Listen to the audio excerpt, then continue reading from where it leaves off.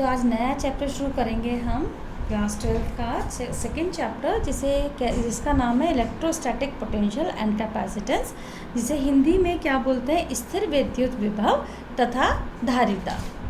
ये बहुत important chapter है बेटा। और यदि पहले वाला चैप्टर आपने नहीं किया है तो इस चैप्टर को समझने में आपको दिक्कत होगी। ये चैप्टर समझने के लिए आपको पिछले चैप्टर के कॉन्सेप्ट्स क्लियर होने चाहिए, क्योंकि पिछले वाले चैप्टर के बहुत सारे कॉन्सेप्ट्स इसमें अप्लाई होंगे। तो पहले वाला चैप्टर आप बहुत अच्छे से करेंगे और तब ये चैप्टर आपको बहुत जल्दी समझ में आ जाएगा। ठीक है, तो सबसे पहले मैं बताती हूँ इलेक्ट्रिक पोटेंशियल किसे कहते हैं। इलेक्ट्रिक पोटेंशियल हम किसे कहते हैं, देखिए इलेक्ट्रिक पोटेंशियल को हिंदी में हम विद्युत विभव बोलते हैं। ठीक है, तो इलेक्ट्रिक पोटेंशियल होता है the work done by an external agent in carrying a unit positive test charge from infinity to a point in the electric field is called the electric potential at that point। इसकी हिंदी में पहले मैं समझा देती हूँ तो आपको जल्दी समझ में आ जाएगा। इसमें ये कहा है कि वो वर्क डन, वो कार्य जो कि एक्सटर्नल एजेंट कर रहा है। एक्सटर्नल एजेंट मतलब जो काम कर रहा है। क्या काम कर रहा है? एक यूनिट पॉजिटिव टेस्ट चार्ज को इन्फिनिटी से लाने में, फिर से देखिए कि वर्क डन इन्फिनिटी से वो एक्सटर्नल एजेंट जो इस चार्ज को, इस यूनिट चार्ज को लाने में जो कार्य कर रहा है, वर्क डन कर रहा है, कहाँ से? इन्फिनिटी से। और कहाँ तक लाने में? इन अ इलेक्ट्रिक फील्ड।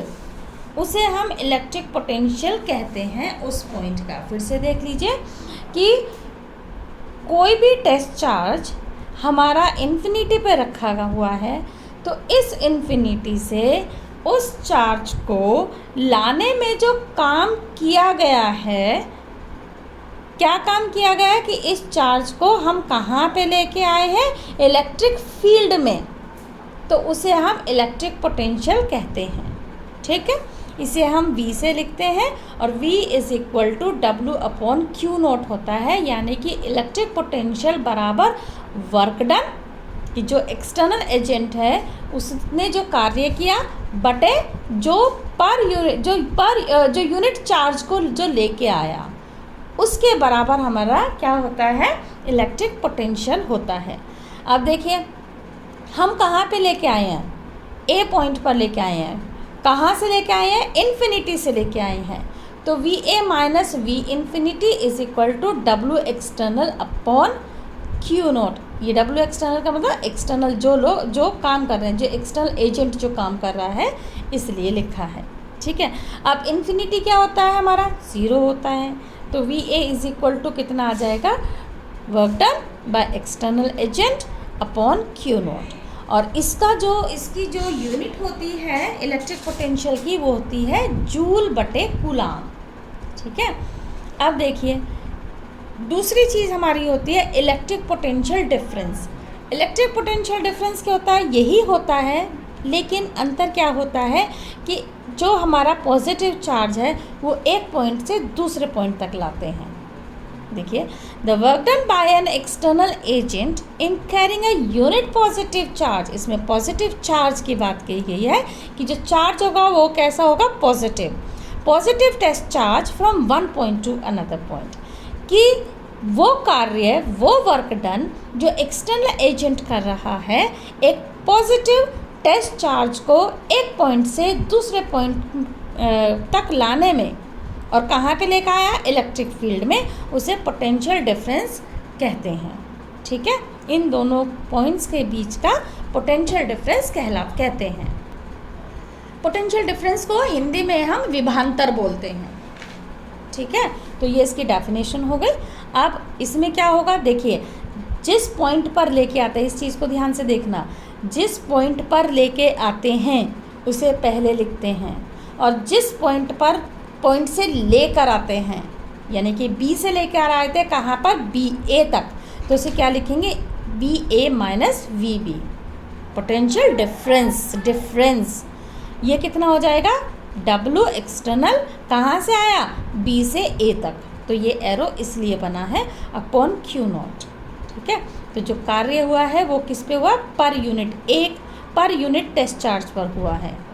ठीक है, अच्छा कुछ चीज़ों का आप ध्यान रखेंगे कि जो चार्ज होगा वो एकदम से ऐसा नहीं कि बस चला और फटाक से यहाँ पे आ गया, बी से चला और बिल्कुल फटाफट यहाँ पर ए पर आ गया, नहीं। इसमें जो चार्ज होगा वो बहुत धीरे धीरे चलेगा, इतने धीरे कि उसकी स्पीड में या फिर जो काइनेटिक एनर्जी है Q0 की, जो चार्ज की जो काइनेटिक एनर्जी है या स्पीड है वो चेंज नहीं होनी चाहिए। ठीक है, और इसकी भी जो SI यूनिट होती है वो कितनी होती है, जूल पर कूलम। ठीक है, और जो हमारा पोटेंशियल डिफरेंस है वो कैसा होता है, स्केलर क्वांटिटी होती है।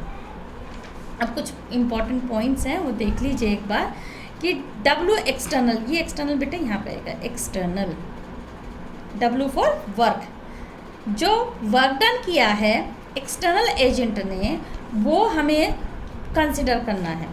This work should against electric field. देखिए क्या कहा है कि यहाँ से यहाँ पे पॉइंट रखा हुआ है और इस Q पॉजिटिव जो हमारा चार्ज रखा है और जो टेस्ट चार्ज है इस पर जो फोर्स लग रहा है एक्सटर्नल फोर्स वो कैसे लगा रहा है, इस डायरेक्शन में लगा रहा है। लेकिन हम क्या कर रहे हैं, इसको इधर यानी कि इस इलेक्ट्रिक फोर्स की अपोजिट डायरेक्शन में हम इसे लेके आ रहे हैं, हम इसको इधर लेके आ रहे हैं। ठीक है, तो जो वर्क डन होगा वो कैसा होगा, इलेक्ट्रिक फील्ड के अगेंस्ट होगा वो काम। दूसरा, the work done is path independent. जो वर्क डन होगा वो कैसे भी हो सकता है, ऐसे भी हो सकता है, ऐसे भी हो सकता है, ऐसे भी हो सकता है, कोई भी पाथ अप्लाई कर सकते हैं, इसमें पाथ के ऊपर डिपेंड हम नहीं रहते। ठीक है, तो W1 is equal to W2 is equal to W3 is equal to W4। तीसरी बात, test charge should be very small. जो टेस्ट चार्ज है वो बहुत छोटा होना चाहिए। क्यों होना चाहिए, यदि ये टेस्ट चार्ज बड़ा रख दिया तो क्या होगा, ये भी फिर इलेक्ट्रिक फोर्स लगाएगा कि नहीं लगाएगा। अब ये छोटा होगा तो इसके कंपैरेटिव इसका फोर्स कैसा होगा, नेग्लिजिबल होगा, तो हम इजीली इसको ला सकते हैं। ठीक, तो test charge should be very small because it will not develop his own electric field. यदि ये बड़ा हो गया तो ये अपना इलेक्ट्रिक फील्ड डेवलप करेगा और इसको लाना मुश्किल हो जाएगा। इसलिए ये जो टेस्ट चार्ज हम ले रहे हैं, जो पॉजिटिव टेस्ट चार्ज ले रहे हैं, वो बहुत छोटा होना चाहिए। ठीक है।